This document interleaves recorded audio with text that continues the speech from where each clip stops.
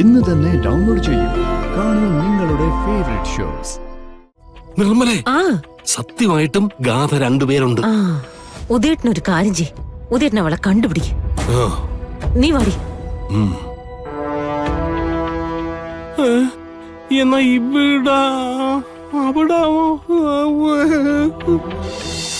നമുക്ക് നോക്കാം.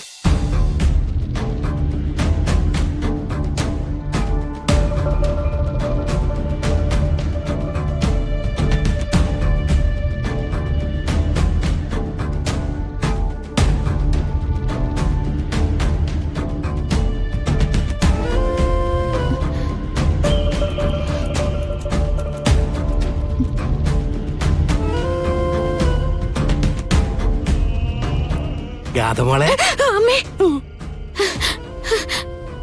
ഗാഥമോൾ എന്തിനാ ഇവിടെ വന്ന് നിൽക്കുന്നത്?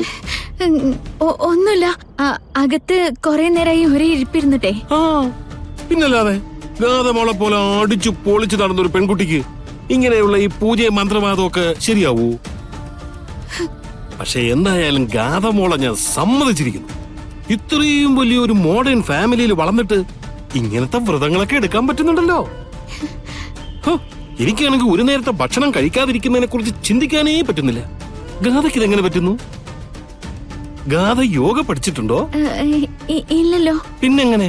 ഇതിന് വല്ല ടെക്നിക്കലി വല്ലതുണ്ടോ? ഇത് ഭക്തിയോടെ ചെയ്യേണ്ട കാര്യല്ലേ, അപ്പൊ മറ്റൊന്നും ഓർക്കാൻ തോന്നില്ല. ഓ, ഭക്തി. അല്ല ഗാഥമോളെ, ഗാഥമോൾ ഈ വലിയ വലിയ ഇടങ്ങളൊക്കെ പഠിച്ചതല്ലേ? അപ്പൊ ഫ്രണ്ട്സും അതേ ടൈപ്പ് തന്നെ ആയിരിക്കുമല്ലോ. അതിന്റെയൊക്കെ ഇടയിൽ നിന്നിട്ടും ഗാഥമോക്ക് എങ്ങനെ ഇത്രയും ഭക്തി വന്നു? അതൊക്കെ വന്നു. അമ്മാവനെ എന്ന് പോയിക്കോളൂ, ഞാനിവിടെ കുറച്ചു നേരം കൂടെ തനിച്ച്. കറക്റ്റ്. അതാണ് ഞാൻ ചോദിച്ചത്, ഗാഥമോള് യോഗ പഠിച്ചിട്ടുണ്ടോന്ന്. യോഗ അറിയുന്നവരൊക്കെ ഒറ്റയ്ക്കിരുന്ന് മെഡിറ്റേഷൻ ചെയ്യുന്നത് ഞാൻ കണ്ടിട്ടുണ്ട്. ഗാഥമോള് മെഡിറ്റേഷൻ ചെയ്യാറുന്നല്ലേ?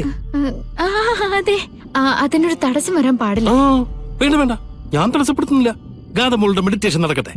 പക്ഷെ ഒരു കാര്യം ഉറപ്പാ, ഗാഥമോളുടെ ഭക്തി ദൈവം അംഗീകരിക്കും. 100% ഉറപ്പാ. അപ്പൊ ഗാഥമോൾ മെഡിറ്റേഷൻ ചെയ്യും കേട്ടോ? ശരി.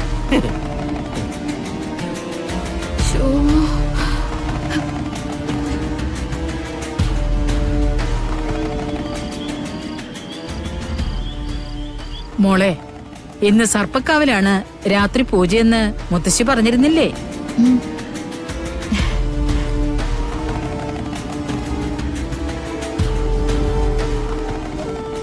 മോളുടെ കഠിനമായ ഭക്തി കൊണ്ട് ഇന്നത്തെ പൂജയെ അതിജീവിക്കാൻ പറ്റൂ. മോൾക്കത് സാധിക്കുമെന്ന് മുത്തശ്ശിക്ക് ഉറപ്പുണ്ട്. മറ്റാരെ കൊണ്ട് സാധിക്കുന്നതിനേക്കാള് ഗാഥമോളെ കൊണ്ട് നടക്കുമമ്മേ.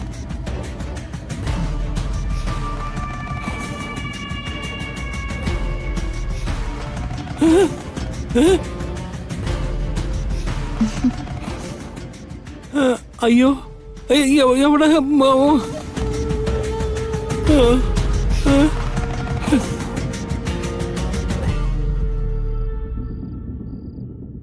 ഇതാരാ ഇത്?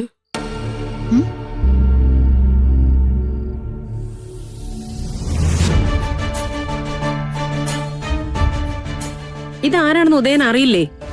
ഗാഥമോളെ ആദ്യമായിട്ടാണോ കാണുന്നത്? അല്ല, ഗാഥമോൾ ആദ്യമായിട്ടല്ല കാണുന്നത്, ഇതിനു മുമ്പ് കണ്ടിട്ടുണ്ട്. ഞാനിപ്പോ ഗാഥമോളോട് സംസാരിച്ചിട്ടാണ് വരുന്നത്. ഈ നിൽക്കുന്ന ഗാഥമോളുമായിട്ട് നീ പുറത്തു വന്ന് സംസാരിച്ചു എന്നോ?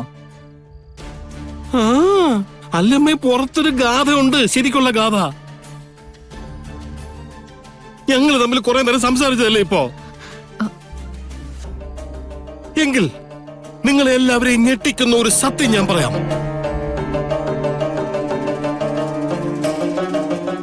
ഇവിടെ രണ്ട് ഗാഥയുണ്ട്.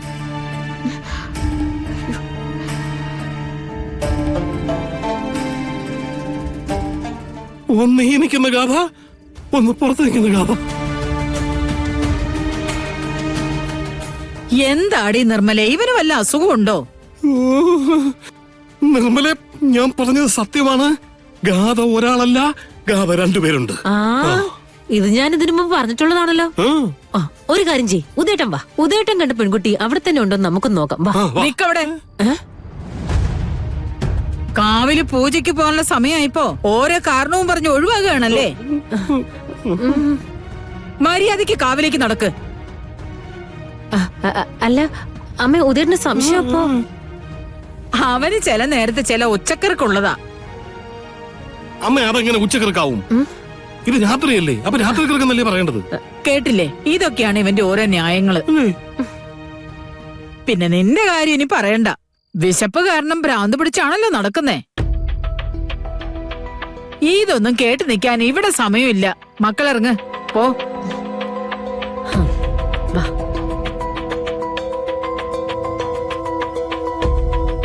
നിർമ്മലേ, ആ സത്യമായിട്ടും ഗാഥ രണ്ടുപേരുണ്ട്. ആ ഉദയേട്ടനൊരു കാര്യം ചെയ്, ഉദയേട്ടൻ അവളെ കണ്ടുപിടിക്കും. ആ. നീ വാടി. എന്നാ ഇവിടെ അവിടെ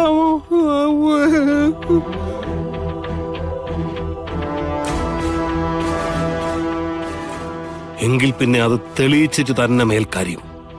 വീടിന് പുറകിൽ നിൽക്കുന്ന ഗാഥയെ പിടിച്ചുകൊണ്ട് വന്ന് അവരുടെ മുമ്പിലിട്ട് കൊടുക്കണം. ഞാനൊരു രാത്രി കിടക്കനാണോ അല്ലയോന്ന് ഞാൻ ഇന്ന് തെളിയിക്കും. ആ, ഇന്ന് ഞാൻ തെളിയിക്കും.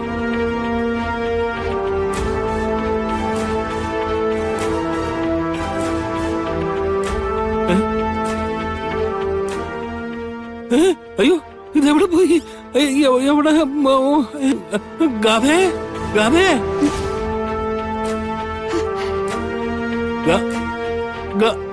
ഗാഥമോളെ,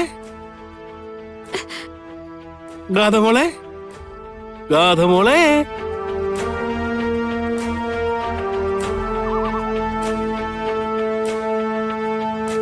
അയ്യോ, ഇതിപ്പോ ഇവിടെ നിന്നാണല്ലോ.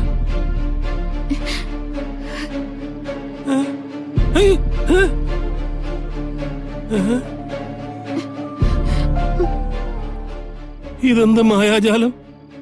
ഇനി എനിക്ക് തോന്നിയതാണോ?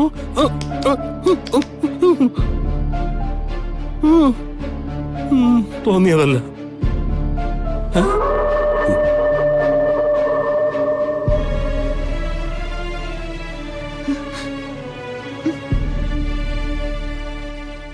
ഇനി വല്ല മായയോ മറുതയോ യക്ഷിയോ എല്ലാം ആണോ? വേണ്ട, ഇവിടെ നിൽക്കുന്നത് അത്ര മന്തിയല്ല. ഗാഥയെ കണ്ടില്ലെങ്കിലും സ്വന്തം ജീവൻ രക്ഷിക്കണ്ടേ? നിർമ്മലേ, നിർമ്മലേ.